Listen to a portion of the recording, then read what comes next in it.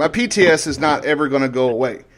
But if you don't push yourself to get in those uncomfortable situations that drives your anxiety crazy, that drives your depression crazy, then you're not doing yourself any good. You have to put yourself in those positions to be able to push forward and push through what is driving you crazy. If not, then you're going to be confined to that bag of pills. You're going to be confined to your home. And what is that doing for your family? What is that doing for your friends? What is that doing for your own personal health? You know, you have to push yourself, people. You have to push yourself. If you don't push yourself, then you're never really going to understand what you are capable of doing nowadays. And I'd like to extrapolate on one phrase that you used, that this kind of going to go off the path here, ladies and gentlemen, but it is a stigma that I want to go nationwide, and that I want people to realize. First and foremost, I'm not a veteran. I never have claimed to be, nor will I ever claim to be. I was in the United States Army.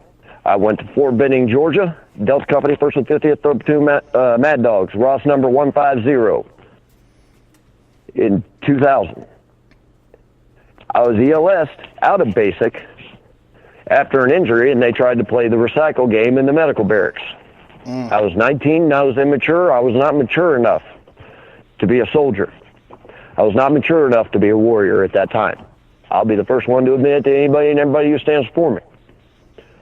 Anybody who's listening to this show is sitting there nodding their heads going, Jesus Christ, he's going off on this again? He said this 1,000 times. But I'm going to keep on saying it, because here's the reason why I want people to relate what I'm saying, is I don't want folks to listen to what I'm getting ready to say and go, oh, this is from a veteran. This is from somebody who has worked with veterans. Okay? Many of you who are wondering why you recognize my name but can't put it to a radio show, I am the founder and CEO of a former organization called Veteran Horizon. We're a nationwide not-for-profit for veterans who took care of everything for vets from A to Z except for medical and legal. The attacks that Brian was talking about from people on Facebook destroyed my company. One of the people who was part of those attacks, I have forgiven and befriended because I understood where he was coming from. Okay?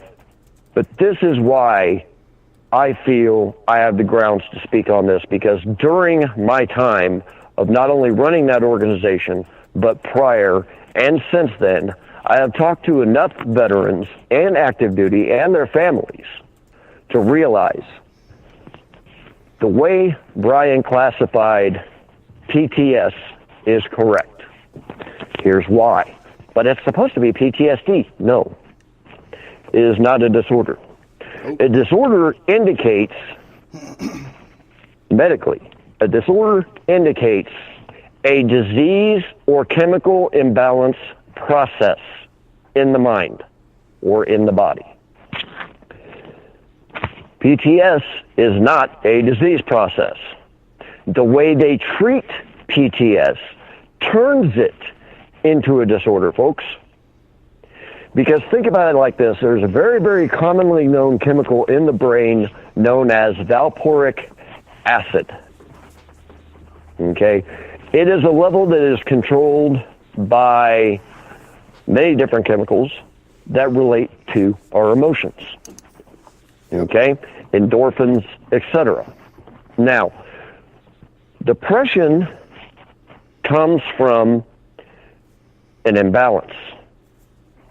Many veterans who, if they have pure PTS and have never had a depressive disorder prior to joining the military, do not get depression.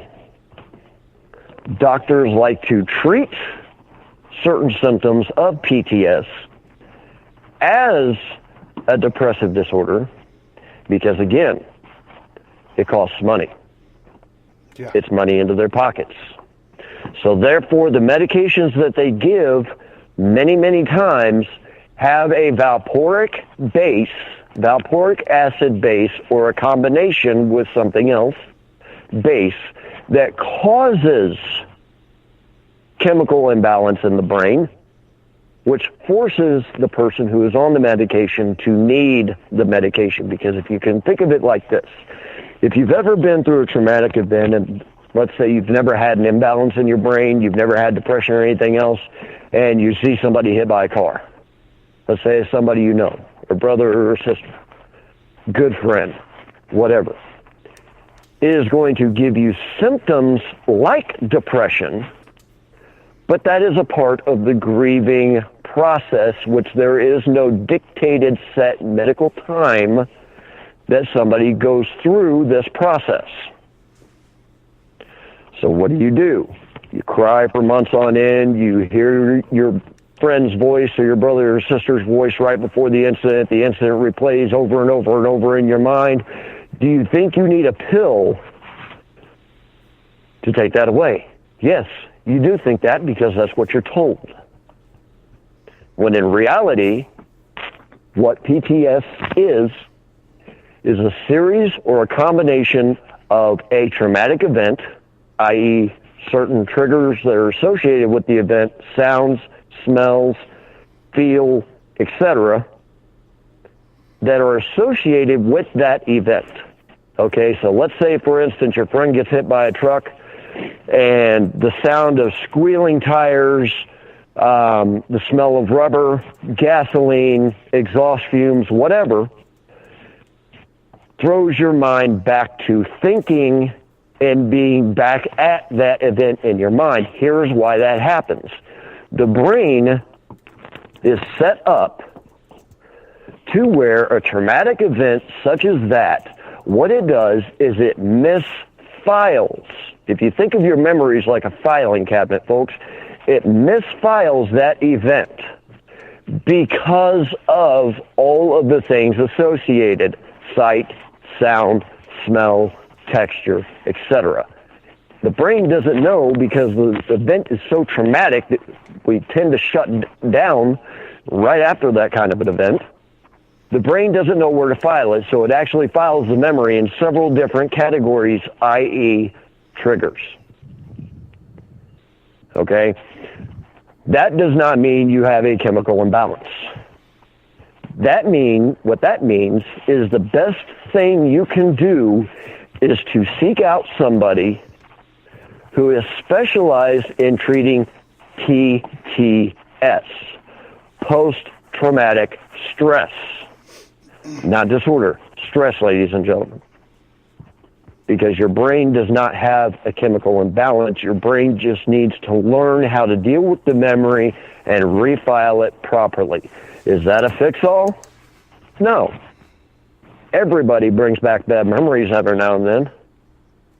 But you're going to have a hell of a lot less problem with the symptoms associated with having that misfiled memory. Yep, and that's truth. You know, growing up, I wasn't really depressed, but coming back, being in the military and coming back and shit. Yeah, there's a lot of memories, a lot of bad, a lot of sad memories that we too. I mean, and you don't even have to be in the military to have PTS. I mean, you could be a woman who got hurt by a man. You could be a man that was abused as a child or something like that and had PTS. You're right. It's the memories. It's how you calculate, how you use yourself against the memories, how you deal with them. That's where I was going back with like your anxiety. A lot of people from the military, including myself, has issues with crowds. Okay, well, if I didn't put myself out in the middle of fucking crowds, I would still be locked in my fucking house with the curtains closed, sitting on the couch, half butt ass naked, watching TV, spanking off Smurfs. Sorry, but it's you gotta be able to, you gotta be willing and able to put yourself out there in front of those situations again, and that may also help you with that refiling and how to deal with that. Even better is you're at home. in a safer place than what you were before. So this should be the time for you to put yourself back in that situation, to re-deal with it, and to help yourself deal with the situation again. Yep. And, there are a lot of organizations out there that treat PTS with an over 90% success rate, ladies and gentlemen. Over 90% success rate. Success does not mean that you're done with it forever, that it's never going to come up. What success means is being able to refilter those memories, deal with the triggers, and be able to handle situations that may involve some or all of the triggers in a way that you are a functioning human being without having to worry about going out there, skitzing out, screaming at people, freaking out, becoming an alcoholic, whatever. One of the key ones, and I will put this on, we'll put it on the website. I'll put it up there on my Facebook page. It's called EFT, Emotional Freedom Tapping. I'm not a paid sponsor for them or anything else. I just believe in what they do. They used to work with us at Veteran Horizon, and we did a lot of good with them. I turned a lot of veterans to them, and they did a phenomenal job. Phenomenal. And they can do it over Skype. You don't even have to worry about leaving your home. Awesome. Believe it or not. Yeah, they can sit there and they can teach you how to do it over Skype. And the best thing about it is it's at no cost. Well, it has a cost. What the cost is once you're done with the training, you are then certified to become an EFT practitioner, meaning you can give back to your fellow brothers and sisters, and you can start treating others once you are in a position to be able to do so. Imagine, if you will, a network of veteran brothers and sisters who have all gone through this training or something like it that are able to, for free, stand up and help their fellow brother and sister and have them get to a position of helping somebody else. Imagine what would happen to the veteran suicide statistic, which is still way off kilter, by the way. Way off kilter. It's not 22 plus 1 a day. It's probably somewhere in the realm more likely of 38 to 43 a day. Because the sad part about it is, unless it's an obvious suicide, the statistics category doesn't count it as suicide. It could be counted as an accidental drug overdose, accidental alcohol poisoning, different things like that. So no, the 22 a day is a fictitious number. If you ask anybody who actually researches the numbers and who actually deals with this on a daily basis. And that was something they started back then, and the 22 just kind of caught on as the lingo to, so that way when everybody sees the 22, the number 22 or whatnot, it's basically a reference to the actual subject that we're talking about. And you're right, Michelle, it's more or less 40 to 50, if not more than that. I mean, there's statistics out there, but they go up and down so steadily because of their counts month to month. Not every base, not every military base is given accurate numbers if they even get it turned in on time. So it's hard to get that's even if they get it. Yeah, exactly. That's even if they turn them in. That's right.